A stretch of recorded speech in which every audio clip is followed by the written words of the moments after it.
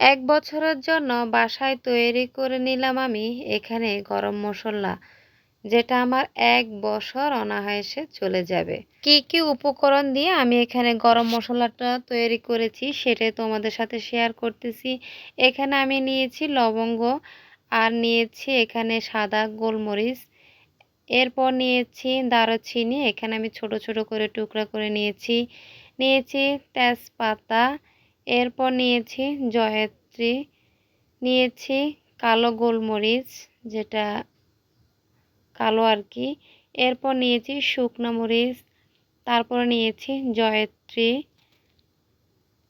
এরপর নিয়েছি আমি এখানে স্টার, যেটাকে মশলাই বলা হয়, স্টার মশলা আর কি, এটা নিয়েছি। এখন নিয়েছি আমি এখানে হলো এলাচি। তো এখানে আমি প্রায় পরিমাণ মতোই নিয়েছি। আর এটা হলো শাহি জিরা। তো এটা এখন মিক্স করব না, যেহেতু সব মশলা আমাকে একটু গরম করে নিতে হবে। তো এই মশলাটা যেহেতু শাহি জিরা একেবারে ছোট ছোট, তো এটা পরবর্তীতে আমি অ্যাড করে দেব।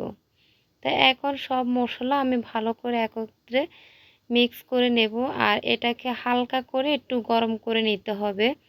তো এইভাবে মশলা করে কিন্তু আমি প্রায় ১ বছর ধরে সংরক্ষণ করেছি। তো এইবার কিন্তু মশলাটা আমার শেষ হয়ে গেছে। তো ভাবলাম মশলাটা তৈরি করে নিই আর ভিডিওটা তোমাদের সাথে একটু শেয়ার করি, যেহেতু আমার আপুরও রান্নাবান্না করে। তো ঘরে যদি এই মশলাটা তৈরি করা যায়, বাজার থেকে আর কেনার কোনো প্রয়োজনই নেই। তো আমি এগুলাকে হালকা পরিমাণে আর কি একটু ভেজে নিতেছি। অত বেশি ভাজা যাবে না, না হলে একটু ফোড়া ফোড়া দাগ পড়ে যাবে। এরপর আমি সর্বশেষ এখানে শাহি যে জিরাটা আছে সেটাকেও হালকা পরিমাণে একটু ভেজে নিতেছি। নেয়ার পরে সব উপকরণ কিন্তু আমি একত্রে মিশিয়ে নেব। মিশার পর এটা কিন্তু ঠান্ডা হওয়ার পর আমি এটাকে ব্লেন্ডার করব।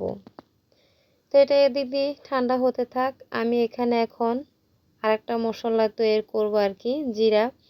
তো এখানে ১ কেজি পরিমাণ জিরা, এটা আমি এনেছি বাজার থেকে। আনার পর যখন বৃষ্টি ছিল তখন কিন্তু ধুয়ে নিয়েছি। ধোয়ার পর আমি মাটির চুলার আর কি বসাইছিলাম, তখন কিছুটা জিরা কালো হয়ে গেছে। আর এখানে আমি আরও ১ কেজি পরিমাণ জিরা অ্যাড করে নিয়েছি, এটা আপনাদের ভাই এনেছে।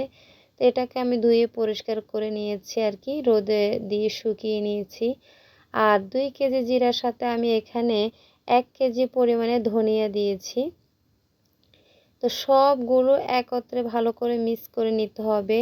এই মশলাটা আমি আলাদা তৈরি করেছি, যেহেতু ধনিয়ার গুঁড়া, জিরার গুঁড়া প্রতিটা রান্নার মধ্যে দেওয়া যায়। আর গরম মশলাটা তো শুধু আমরা মাংসের মধ্যে, যেমন গরুর মাংস, মুরগির মাংস, তারপরে বিরিয়ানি, রোস্ট, এগুলোর জন্য কিন্তু পারফেক্ট আর কি গরম মশলাটা। তো জিরা গুঁড়া, ধনিয়া গুঁড়া তো সব তরকারির মধ্যেই দেওয়া হয়। তো এখন আমি এটাকে ভালো করে একটু ব্লেন্ডার করে নিতেছি আর কি, যতটুকু সময় ধরে করা লাগে। তো এই মশলাটা করতে কিন্তু আমার অনেকটা সময় ব্যয় হয়েছে, যেহেতু অনেক মশলা। আসলে একদিন কষ্ট করলে কিন্তু ১ বছর অনায়াসে আমার চলে যাবে। তো এই যে বয়মগুলো দেখতেছেন, এর মাঝে কিন্তু ১ বছর ধরে আমি প্রায় মশলা, গরম মশলা আর কি রেখে দিয়েছি আর কি, প্রায় ৩ বয়ম হয়েছিল। তো যেহেতু মশলাগুলো শেষ হয়েছে, তো ভাবলাম যেহেতু আমি নতুন করে এখন আবারও মশলা তৈরি করে নেব, তো তোমাদের সাথে ভিডিওটা একটু শেয়ার করি। তো এইখানে ছিল আর কি জিরা আর ধনিয়া, তো এটাও কিন্তু ভালো করে আমি গুঁড়া করে নিয়েছি।